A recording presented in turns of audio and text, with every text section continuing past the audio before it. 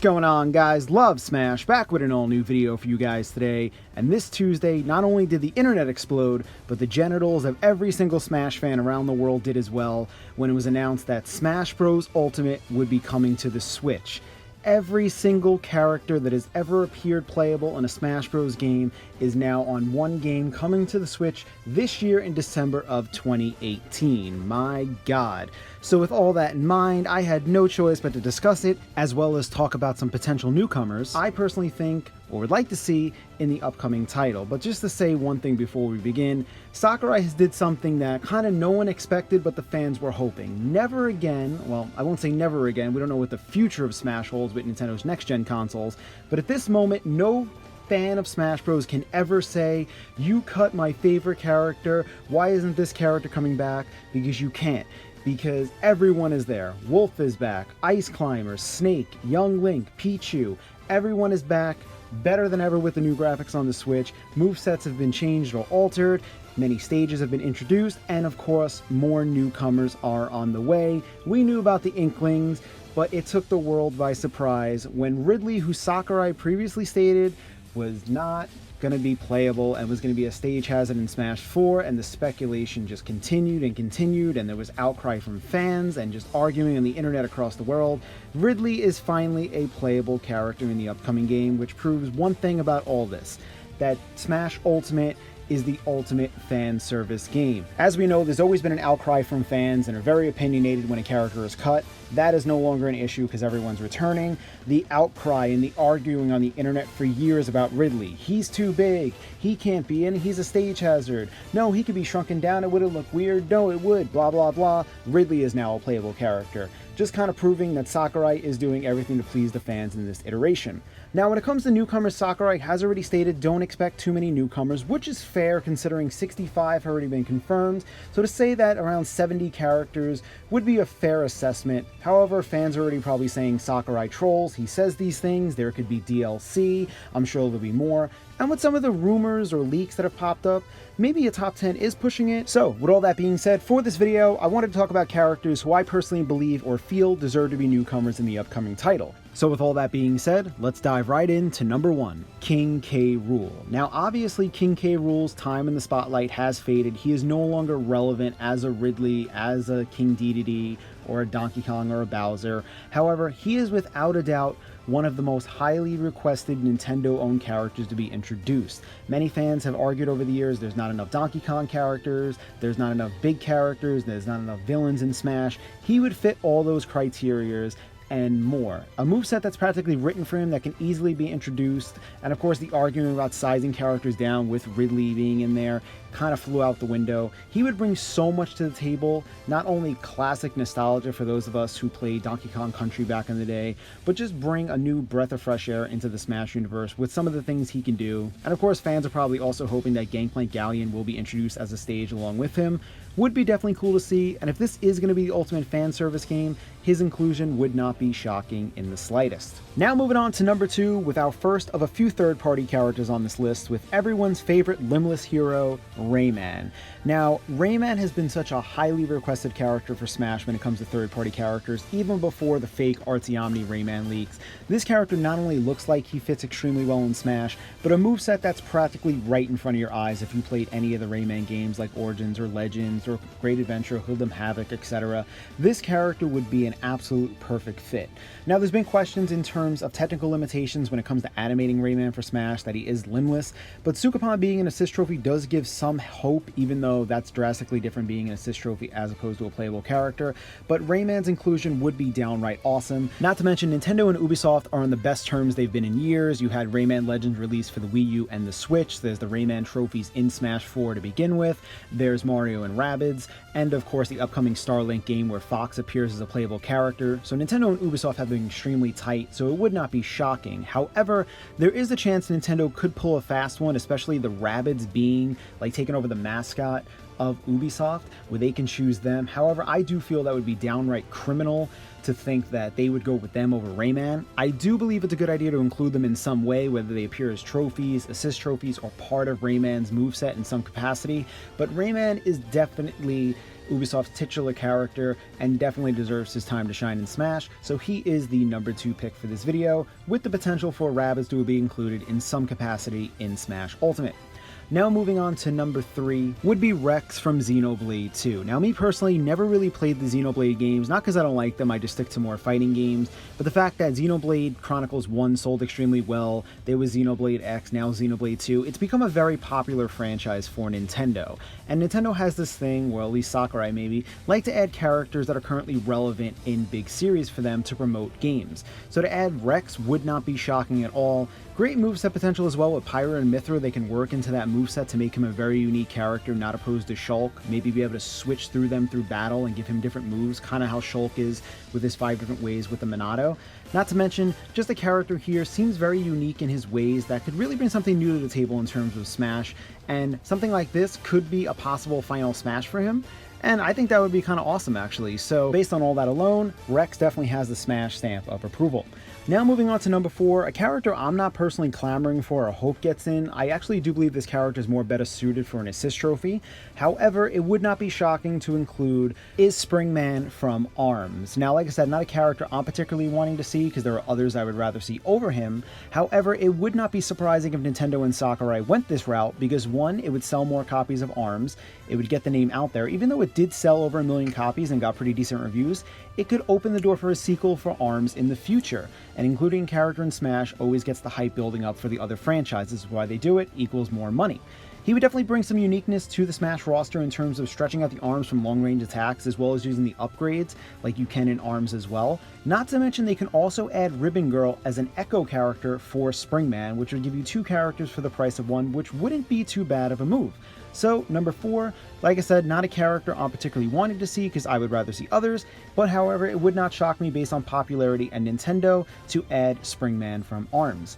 Now moving on to number 5 is our second third-party character out of 3, and this is one a lot of fans were requesting, maybe not as much as Rayman and others, however, did have a very dedicated fan base, and a lot of people wanted to see him with Simon Belmont. Now, remember I brought up some leaks and rumors that have been floating around? A leak came out where a lot of people were already deeming it fake, stated that all the characters in Smash 4 were returning, as well as the Ice Climbers, Ridley, and Simon Belmont would be joining the roster. As we know, every character is going to be in this game that's ever been playable in a previous game, including the Ice Climbers. Ridley is a new playable character. Does this really mean that Simon Belmont is going to be a playable character in Smash? Of course that's not confirmed, but things are definitely looking up. Now this is the same guy who's leaked many things over the years, including the Teenage Mutant Ninja Turtles and Injustice 2, as well as Dragon Ball FighterZ that he got right. However, his credibility is stained because he made some claims about Street Fighter V where most of it came true, but a few things were wrong, which could have been chalked up to something internal. However, he made a lot of outrageous claims for Marvel vs. Capcom Infinite that still have not happened, which a lot of people are deeming fake because they were so outrageous. However, based on the fact that he got this stuff right as well as stuff in the past about other games, definitely does add some credibility to this. However, there still are a couple unknown factors. I think he also claimed that there was going to be some kind of Minecraft representation in Smash, and God willing, Minecraft Steve is added as the playable character. Ugh, that would be ugh. I'd much rather see if any kind of Microsoft-owned character, it'd be Banjo and Kazooie. However, Minecraft is one of the best-selling games of all time. However, he did also make claims as of today that there's going to be about a half a dozen characters still yet to be revealed in Smash Ultimate, as well as Simon Belmont still claiming he will be included. So very interesting stuff. So I had to put Simon Belmont in for that list alone, as well as the fact that he has a limitless moveset potential and would be a downright awesome character. Castlevania has had tons of games on Nintendo consoles, and Castlevania 1 on the NES was extremely popular and such a classic game. He would definitely make an awesome addition to this roster. Now moving on to number 6 and number 7, which are kind of similar because they both follow previous Smash trends of adding with current big franchises newcomers to represent upcoming games.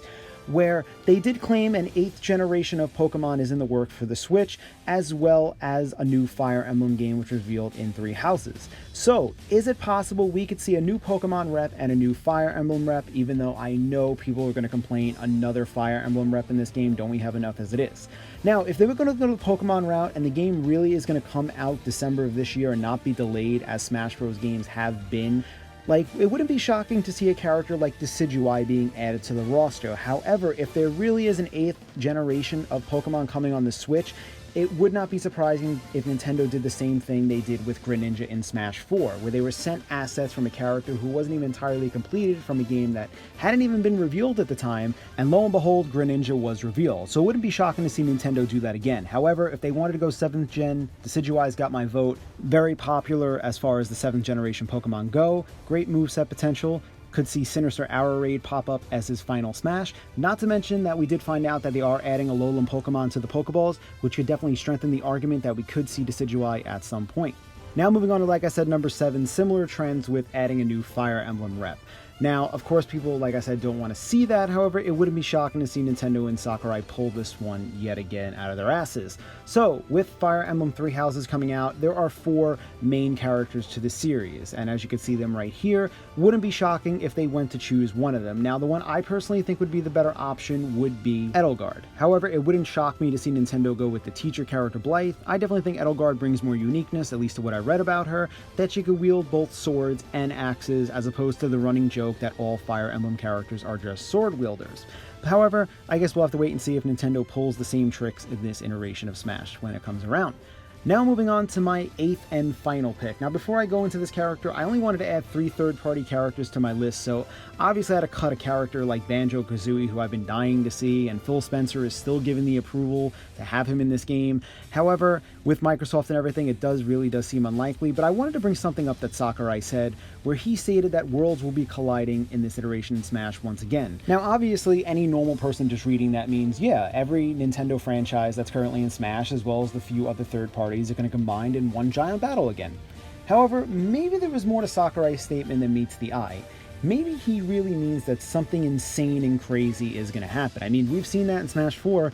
Who expected Cloud, or Ryu, or Bayonetta, or Mega Man and Pac-Man? Well, Mega Man and Pac-Man were kind of a little obvious, but Ryu and Cloud, who really expected them to be in Smash 4? Smash Bros. Is bringing the best of every gaming franchise Nintendo has, as well as some of the biggest ones in gaming in general, together under one roof. So, for my 8th and final pick, it is Crash Bandicoot. Now, if you told somebody 10 years ago that you thought Crash would be a good possibility for a character in Smash, they would have called you crazy, because at the time he was owned by Sony and their mascot. However, Crash has not been owned by Sony for over 10 years. He is currently owned by Activision along with Spyro the Dragon. Activision, as we know, is pretty tight with Nintendo with the whole Skylander series. We had a couple amiibos and Skylander figures with DK and Bowser. Actually, funny enough, Skylanders came to Nintendo first for the exclusive rights to Skylanders, but they turned it down and they went to Activision, and that franchise bolstered millions upon millions of dollars. And the fact now they own Crash Bandicoot, he is fair game if Nintendo and them wanted to work out a deal to put him in Smash. Just imagine that. Smash, Crash, Crash for Smash. How crazy would that be?